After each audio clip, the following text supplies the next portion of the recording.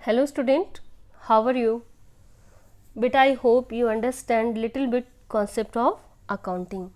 अभी जो हमने इतने सारे लेक्चर्स में जो हमने क्लियर किया हुआ बेटा meaning and concept of accounting, जो हमारा सेकंड चैप्टर था उसमें हमने डील किया था basis of accounting. Third chapter में जो हमने बेसिक पढ़ा हुआ है वो है हमारा ड्यूअल एस्पेक्ट ऑफ अकाउंटिंग। बेटा ये चैप्टर्स आपकी बुक में इट मे बी डिफर, लेकिन ये जो मैंने चैप्टर्स आपको लेक्चर्स के थ्रू समझाया हुआ है, ये मान के चलिए जो अकाउंटेंसी की जो थ्योरी है वो ये समरी को पूरा इन्वॉल्व करती है। बुक में अगर आप जाएंगे तो बहुत डिटेल में मिलेगा, लेक्चर में पॉसिबल नहीं है। लेकिन अकाउंटेंसी के न्यूमेरिकल क्वेश्चंस करने के लिए, अकाउंट्स के जो कॉन्सेप्ट को समझने के लिए जितना भी इम्पोर्टेंट होता है वो सारा हमने डिस्कस किया है। और अब मान के चलिए आप अपने न्यूमेरिकल्स की पहली सीढ़ी यहाँ से चढ़ रहे हैं, जो हम आज चैप्टर स्टार्ट करने वाले हैं। चैप्टर को स्टार्ट करने से पहले लास्ट लेक्चर्स में मैंने आप लोगों को समझाया था dual aspect of accountancy. Dual aspect of accountancy deal with the every business transactions affect at least two account in opposite direction. That's mean you can say for every debit there is a credit. और जो हमारा आज का chapter है accounting equation, dual aspect of account has resulted in accounting equation and according to that concept या according to accounting equations क्या होगा कि at any point of time the assets of any entity must be equal to the total of owners equity as well as outside liabilities. तो बेटा let's start our chapters accounting equation। यहाँ से आपका numerical portion start हो रहा है। ये जो चैप्टर्स है ये आपका कॉन्सेप्ट बिल्ड करेगा about assets, liabilities and capital. इन सब में क्या रिलेशन है जो आपके आगे आने वाले चैप्टर्स में हेल्प करेगा। तो सिर्फ अकाउंटिंग के जो बेसिक कॉन्सेप्ट है, ड्यूअल एस्पेक्ट ऑफ कॉन्सेप्ट, उस पर हम आज काम करेंगे और उसकी पहली सीढ़ी है हमारी accounting equations. So let's start our chapter accounting equation. Accounting equation is based on dual aspect concept and under this concept the sum of assets is always equals to the total of liabilities. बेटा आप एक चीज यहाँ पर याद रखना, और assets always equal to the total equity, या फिर आप इसको बोल सकते हैं total liabilities. And this reflect the fundamental accounting. बेटा अकाउंट्स की एक फंडामेंटल है, एक फंडामेंटल कॉन्सेप्ट है कि assets always equal to be liability plus capital. इसको आप ये भी लिख सकते हो लायबिलिटी प्लस कैपिटल। अभी मैं आपको एक्सप्लेन करूँगी ये इक्विटी होता क्या है, ठीक है। ये आपका जो इक्विटी है ये आपका क्या है। देन पहले हम समझते हैं, लास्ट चैप्टर्स में हमने डिस्कस किया था कि जो हमारी एसेट्स है वो क्या होती है। Assets are the economic resources owned by in enterprises as well as claim against outsiders.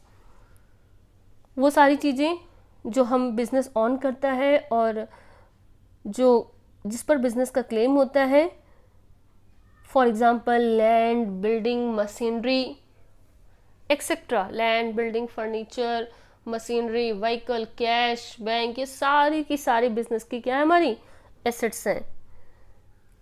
Equity refers to all claim और rights against the assets of an enterprises. बेटा जो इक्विटी होती है, जितनी भी एसेट्स होती हैं बिजनेस की, उन पर क्या करती है, एक क्लेम करती है। द क्लेम अगेंस्ट एसेट्स में बी एक्सटर्नल और internal. External claims are outsiders equity and internal claims are owners equity. Outsider equity is the liability and owners equity is the capital of the business. बेटा इसको अच्छे से समझना, इसको हमने equity क्या बोला।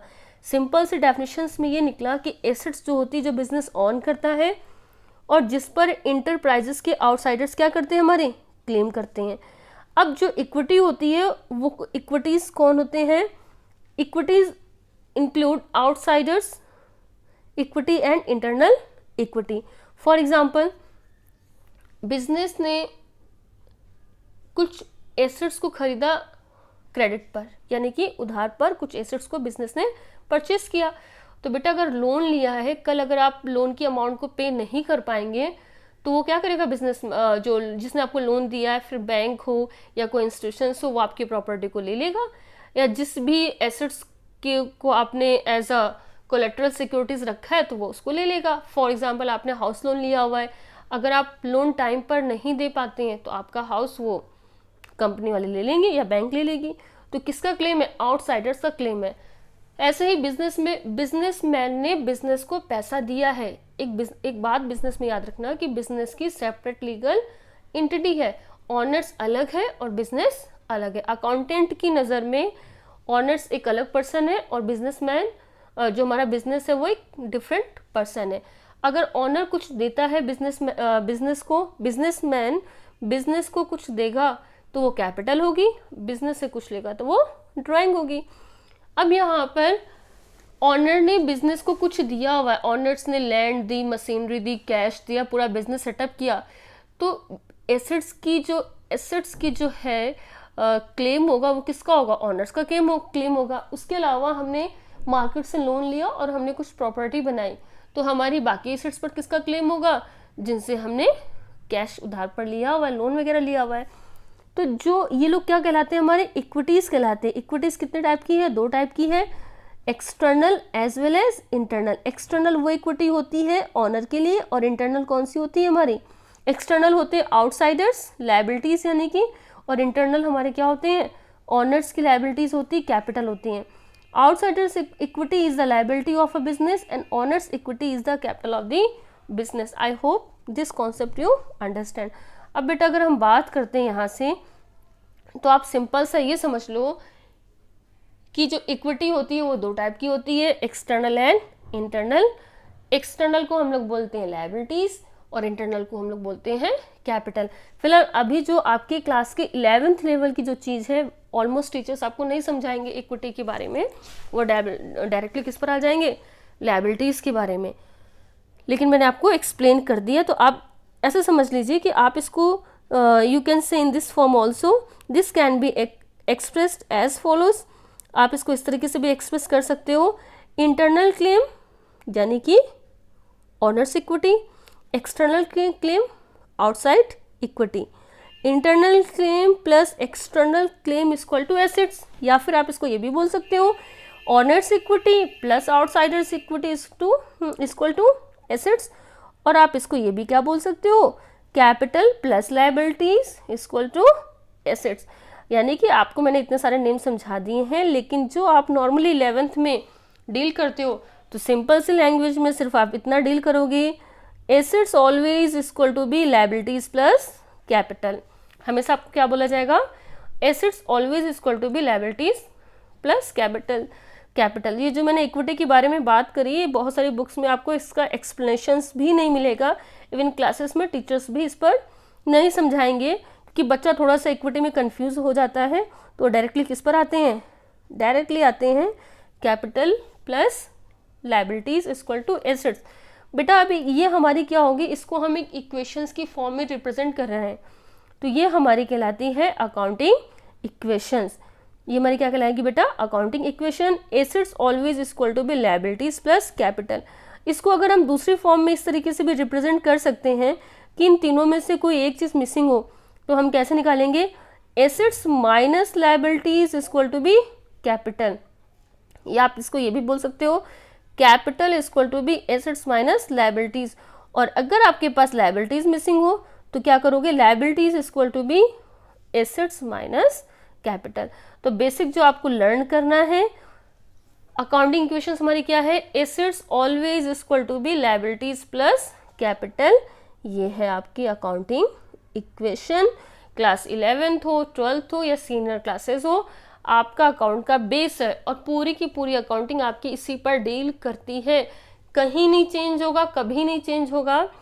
आप चाहे फिर इंडिया में हो या कहीं बाहर हो, या आप मान के चलो अकाउंटेंसी का ये यूनिवर्सल ट्रुथ है कि कैपिटल प्लस लायबिलिटीज या assets equal to be capital plus liabilities. इसको गांठ बांध लो, रट लो बहुत अच्छे से, क्योंकि यहाँ से अब हमारी अकाउंटेंसी स्टार्ट होती है। फिर हम बात करेंगे बेटा, जो आज हमने डिस्कस किया है, assets plus liabilities equal to assets equal to be capital plus liabilities. अगर हम इसकी बात करते हैं तो इसको एक छोटे से एग्जाम्पल से हम इसको समझते हैं। एक ही एग्जाम्पल पे हम अकाउंटिंग इक्वेशन कर सकते हैं, जर्नल एंट्री बना सकते हैं, कैश बुक बना सकते हैं, टी शेप अकाउंट बना सकते हैं। तो पहले थोड़ा सा हमें अकाउंट्स का कॉन्सेप्ट को इनबिल्ड करना है। फॉर एग्जाम्पल हमारे पास एक एग्जाम्पल है बिजनेस, बट हमारे पास एक एग्जाम्पल है बिजनेस स्टार्टेड विथ कैश ₹10,000। आपको मैंने बताया था कोई भी क्वेश्चंस करने से पहले आपको दो चीज़ें ध्यान में रखनी है। पहला ये ध्यान रखना है कि एटलीस्ट उसका नेचर क्या है, क्या हमारे अकाउंट्स का काम क्या है, वो यस कैश की इन्वॉल्वमेंट है, मनी कॉन्सेप्ट है, तो ये बिजनेस का है।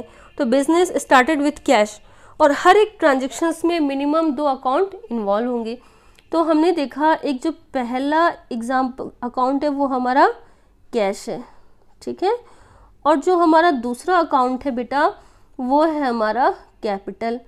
हमने पहचाना कैसे कि हमारा कैपिटल अकाउंट है, हमने क्लियर कैसे किया बेटा?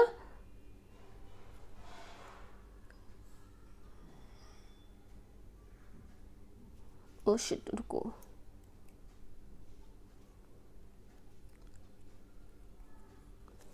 बेटा ये जो हमारा क्लियर कैसे हुआ कि ये हमारा अकाउंटिंग का ये जो कॉन्सेप्ट है। देखो यहाँ पर जो हमें इस तरीके से पता चला कि on the time of starting of a business whatever introduce by the businessman known as the capital. Business के स्टार्टिंग के टाइम पर बिजनेसमैन जो भी बिजनेस में लगाएगा वो हमारी क्या कहलाती है बेटा? कैपिटल। तो एक तो कैश अकाउंट हुआ प्लस दूसरा क्या है हमारा कैपिटल, तो बिजनेस में क्या है बेटा? Capital I. थोड़ा सा ठीक से नहीं लिख पा रहा है लेकिन आप बेटा समझ जाना ये क्या है हमारा कैपिटल है। तो बिजनेस में क्या है हमारे कैपिटल, हमारे बिजनेस में आई है। तो इस कैपिटल को हम लोग क्या लिखेंगे, इसको थोड़ा सा रफ कर देते हैं, इरेज कर देते हैं एक बार तो अच्छे से क्लियर हो जाएगा, है ना।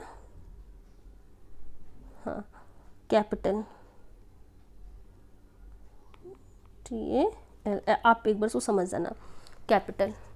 अब देखो स्टार्टेड बिजनेस में कैश, बिजनेस में हमारा क्या क्या आया? कैश आया और दूसरा हमारा क्या है बेटा? कैपिटल भी आई है बिजनेस में। एक तो कैश आया और दूसरा कैपिटल। कैश कितना आया है? 1000। कैश हमारी क्या है? एसेट्स, और रूल के अकॉर्डिंग हमेशा क्या होती है? एसेट्स हमेशा डेबिट होती है। तो हमने कैश में कितना लिख दिया? 1000। कैपिटल क्या है? बिजनेस में कैपिटल भी इंक्रीज हो रही है लेकिन रूल के अकॉर्डिंग कैपिटल क्या होती है? क्रेडिट होती है। ये जो मैंने दो ये एरो बनाए हैं, left hand side debit, right hand side आपका क्रेडिट है। तो left hand side always debit, right hand side always credit. तो ये जो आपका कैपिटल है ये भी क्या है? आपका 1000 आ रहा है। अब इसको अगर हम अकाउंटिंग कॉन्सेप्ट में लिखेंगे कि A = L + C, अगर हम इस कॉन्सेप्ट में जाएंगे A = L + C, तो बेटा देखो कैश हमारी एसेट्स है, एसेट्स हमारी क्या होगी? 1000। लायबिलिटी हमारे पास कुछ है नहीं लेकिन कैपिटल कितनी है हमारे पास? 1000। तो ये हमारा क्या आया? ये हमारी अकाउंटिंग इक्वेशन प्रूफ हो गई कि assets always equal to be liability plus capital. इन दोनों का टोटल क्या हो गया हमारा? 1000 एंड 1000। ठीक है, I hope you understand this concept. एक और एग्जाम्पल ले लेते हैं। जो दूसरा हमारा एग्जाम्पल है गुड्स परचेज ऑफ ₹5000। बेटा हमने गुड्स परचेज किया है कितने रुपए का? 5000 रुपीज़ का।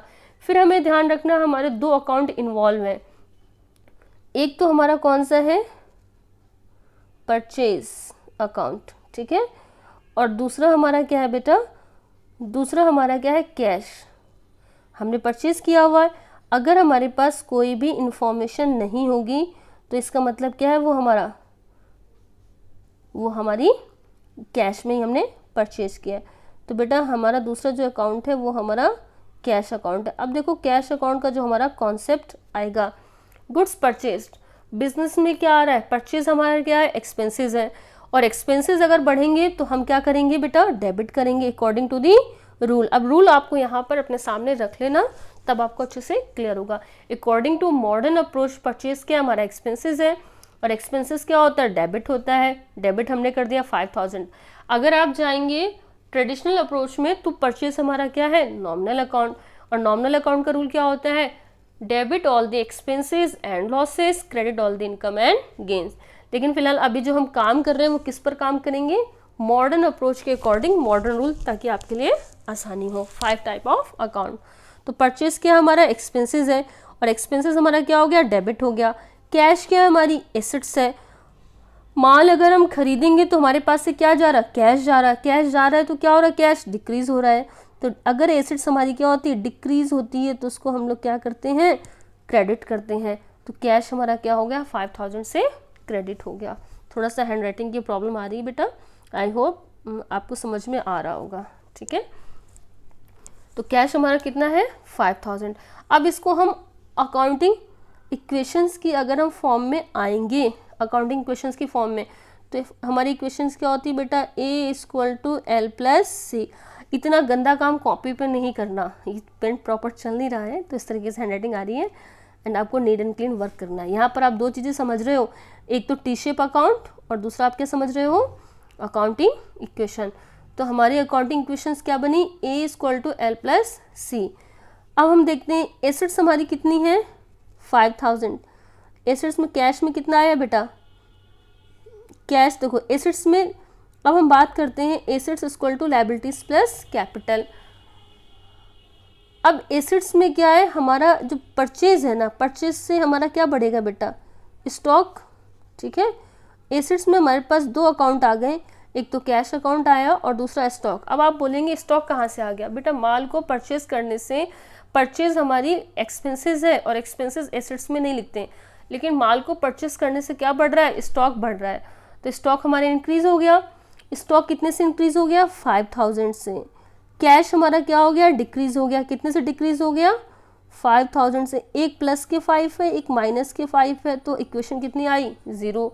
लायबिलिटी में कुछ है नहीं, तो ये हमारा प्रूफ हो गया कि assets always = liabilities plus capital. ठीक है बेटा, ये क्लियर हुआ है कि नहीं आपको। एक और एग्जांपल हम ले लेते हैं, गुड्स सोल्ड ऑफ ₹20,000। बेटा यहाँ पर भी हमारे 2 अकाउंट इन्वॉल्व होंगे, एक हमने माल बेचा है तो दूसरा इनकम हमारी हो रही है सेल्स अकाउंट, सेल्स, और दूसरा हमारा क्या है, कैश। माल बेचेंगे तो हमारे पास क्या आएगा, कैश आएगा। तो ये हमारा एक अकाउंट है, हमारा कैश अकाउंट। अब देखो यहाँ पर सेल्स अकाउंट में हमने माल बेचा है, सेल्स हमारी क्या है, इनकम है। अब इनकम अगर हमारी बढ़ेगी तो क्या होता है, क्रेडिट। आपने पढ़ा होगा according to rule, income increase होगी तो क्रेडिट होगी। कैश हमारी क्या है, एसेट्स है, एसेट्स हमारी इंक्रीज होगी तो भी क्या होगी, डेबिट होगी। देखो ये जो मैं जिस फॉर्मेट में आपको समझा रही हूँ, ये फॉर्मेट आपका कहलाता है टी शेप अकाउंट। ये फॉर्मेट क्या कहलाता है आपका, आप इस तरीके से बनाते हो तो इसको क्या हम लोग बोलते हैं, टी शेप अकाउंट। तो इस फॉर्मेट में फिलहाल मैंने अभी आपको एक क्वेश्चन समझाया है, साथ में हम वापस से एक बार करते हैं। पूरा इरेज हो गया। हमारा क्या है, सेल्स है, और दूसरा अकाउंट क्या है हमारा, कैश।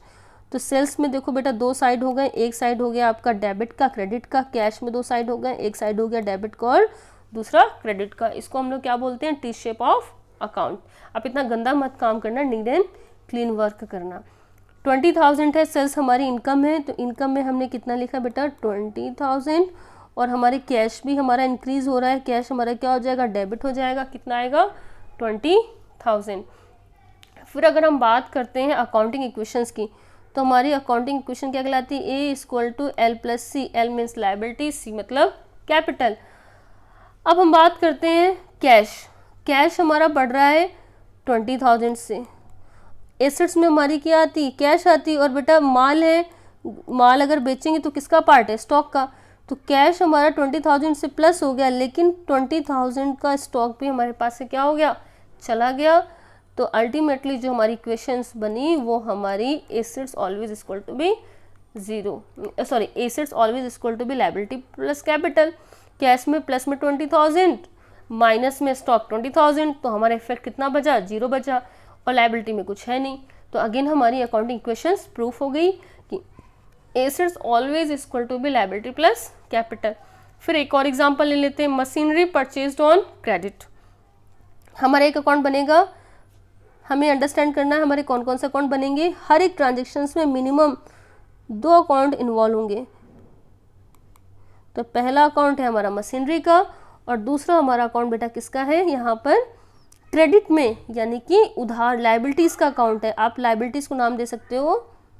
जब हम किसी से कुछ भी उधार में खरीदते हैं तो हम लोग उनको क्या बोलते हैं, क्रेडिटर्स। ये शायद आपको समझ में नहीं आया होगा, बहुत गंदा सा लिखा हुआ है, बट मेरा प्रॉपर चल नहीं रहा है पेन, तो एक बार वापस से लिखते हैं हम। मशीनरी और दूसरा हमारा आएगा मशीनरी और दूसरा हमारा आएगा क्या बेटा, क्रेडिटर्स। ORS CREDITORS।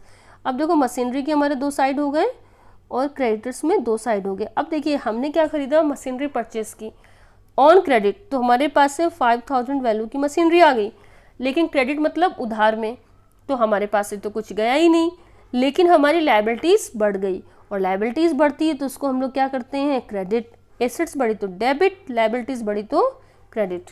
ठीक है, तो again assets always equal to be liability plus capital. यहाँ पर डेबिट और क्रेडिट का तो कॉन्सेप्ट क्लियर हो गया। अब हम अकाउंटिंग इक्वेशंस प्रूफ करते हैं। Assets equal to L plus C.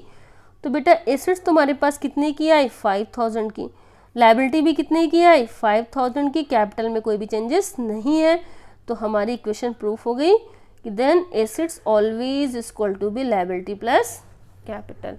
I hope आपको ये समझ में आया होगा। एक और एग्जांपल लेते हैं। Wages paid ₹2000। Wages paid ₹2000। तो बेटा हम बात करते हैं, हमने वेजेस पे करी है, तो यहाँ पर भी हमारे 2 अकाउंट इन्वॉल्व हो रहे हैं। जो हमारा पहला अकाउंट है वो है हमारा वेजेस का, और वेजेस क्या होते हैं, हमारे एक्सपेंसेस, और दूसरा हमारा किसका अकाउंट है, कैश का। तो अगर हम बात करते हैं कैश की, तो कैश का देखना बेटा, यहाँ पर हमने वेजेस पे की, यानी कि हमारे एक्सपेंसेस इंक्रीज हो गए। इंक्रीज होने का मतलब है डेबिट में 2000 हमारे आएंगे, प्लस हमने कैश को पे किया, तो कैश हमारे पास से गया, यानी कि कैश हमारा डिक्रीज हो गया। तो debit always equal to be credit. Left hand side बेटा हमेशा डेबिट होगा और राइट हैंड साइड हमेशा क्रेडिट होगा। इस फॉर्मेट को हम लोग बोलते हैं टी शेप ऑफ अकाउंटिंग। अब हम इसको प्रूफ करेंगे अकाउंटिंग इक्वेशन में A equal to L plus C. Actually जो आपका अकाउंटिंग इक्वेशन का बेटा जो क्वेश्चंस होगा वो इंडिपेंडेंट इक्वेशंस नहीं होगी, कम से कम एक क्वेश्चंस में 6 से 7 ट्रांजेक्शन्स होंगी, बट अभी फ़िलहाल मैंने आपको समझाने के लिए सेपरेट समझाया है, और बाद में नेक्स्ट लेक्चर्स में आपको एक प्रॉपर क्वेश्चंस आपको समझाऊंगी। तो देखो वेजेस हमारा क्या है, एक्सपेंसेस है। एसेट्स में हमारे पास क्या है, कैश हमारे पास से गया माइनस में 2000। ठीक है, अब 2000 हमारे पास से कैश चला गया। वेजेस हमारा क्या है, एक्सपेंसेस है। अगर एक्सपेंसेस हमारे बढ़ेंगे तो हमारा प्रॉफिट कम हो जाएगा, इनकम कम हो जाएगी, हमारा प्रॉफिट कम हो जाएगा, और अगर हमारा प्रॉफिट कम होगा तो हमारी कैपिटल भी कम होगी। बेटा क्यों कम होगी, क्योंकि कैपिटल में हम क्या करते हैं, प्रॉफिट को ऐड करते हैं, तो हमारी क्या होगी, कैपिटल भी डिक्रीज हो जाएगी बिकॉज ऑफ एक्सपेंसेस। तो देखो यहाँ पर एसेट्स में माइनस के 2000, लायबिलिटीज़ और प्लस कैपिटल में माइनस के 2000, तो हमारा कॉन्सेप्ट जो बना assets equal to liabilities plus capital, और ये हमारी इक्वेशंस प्रूफ हो गई है। I hope you understand. एक और लास्ट हमारा बच रहा है, उसको हम क्लियर कर लेते हैं। Interest received 1000। यहाँ पर दो हमारे अकाउंट इन्वॉल्व होंगे, एक तो हमारा कैश है और दूसरा हमारा क्या है, इंटरेस्ट अकाउंट। कैश में अगेन कैश रिसीव्ड होगा, यानी कि कैश बढ़ गया। इंटरेस्ट हमारी इनकम है, इनकम भी इंक्रीज होगी तो क्या हो जाएगी, क्रेडिट। कैश एसेट्स है, एसेट्स इंक्रीज हुई तो डेबिट, इनकम इंक्रीज हुई तो क्रेडिट। अब हम अकाउंटिंग इक्वेशंस के कॉन्सेप्ट में देख लेते हैं। Assets equal to liabilities plus capital. बेटा एसेट्स में हमारे पास से क्या बढ़ा, कैश, तो कैश हमारा क्या है 1000 का प्लस हो गया, प्लस हमारी क्या हो गई, इनकम बढ़ी। इनकम बढ़ने से हमारा क्या बढ़ गया, प्रॉफिट, और प्रॉफिट किस में ऐड होता है, कैपिटल में। एक्सपेंसेस कैपिटल में से माइनस हो जाएंगे, प्रॉफिट हो गई या इनकम होगी तो कैपिटल में वो ऐड हो जाएगा। तो हमारी इनकम हुई और किस में ऐड होगी बेटा, कैपिटल में। तो देखो यहाँ पर एसेट्स में 1000 प्लस के लायबिलिटीज प्लस इसमें भी 1000 प्लस के, तो हमारी इक्वेशन अगेन प्रूफ हो गई, assets always equal to be liabilities plus capital. Handwriting में मत जाना, थोड़ा सा गंदा लिखा हुआ है बेटा, कॉन्सेप्ट को क्लियर करना, फिर हम एक प्रॉपर न्यूमेरिकल अकाउंटिंग इक्वेशंस का डिस्कस करेंगे। आई hope you understand. Thank you.